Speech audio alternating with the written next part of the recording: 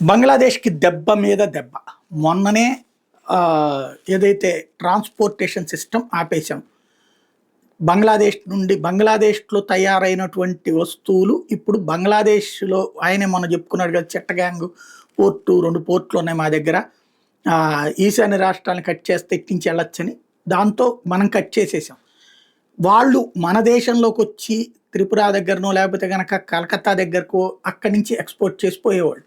ఇప్పుడు అక్కడికి మన దేశంలోకి రావడానికి అవకాశం లేకుండా ఆపేసాం. దాంతో ఇప్పుడు బంగ్లాదేశ్‌లో నుంచి పోర్టుల నుంచి వెళ్ళాలంటే ఇవాళ తయారు చేసిన వస్తువు 3 నెలల తర్వాత గాని పోదు. అంత రష్ ఉందక్కడ. అన్ని రోజుల పాటు ఒక షిప్‌ని అక్కడ ఉంచడానికి సిద్ధపడరు. లేదా అన్ని రోజుల పాటు అక్కడ ఒక షిప్ ఉంచితే దానికి అయ్యేటటువంటి డెమరేజెస్ ఇవి కలిపితే చివరికి ఇప్పుడు అమెరికా, చైనా మీద వేసినటువంటి పెనాల్టీ లాగా ఉంటుంది.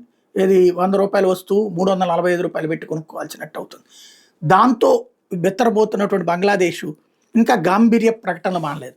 దాంతో తాజాగా వాళ్ళకి సంబంధించినటువంటి స్టీల్ ఉత్పత్తులు ఏదైతే చైనా వాళ్ళ స్టీల్ ఉత్పత్తులు త్రూ బంగ్లాదేశ్ నుంచి పంపించే ప్రయత్నం చేస్తే దాన్ని చెక్ పెట్టింది మోడీ సర్కార్ 12% ట్యాక్స్ వేసి.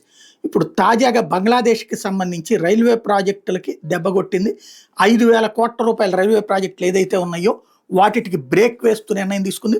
ట్రాన్స్‌షిప్‌మెంట్ నిర్ణయం తర్వాత ఇది అతిపెద్దదైనటువంటి షాక్కు యూనస్ ప్రభుత్వానికి.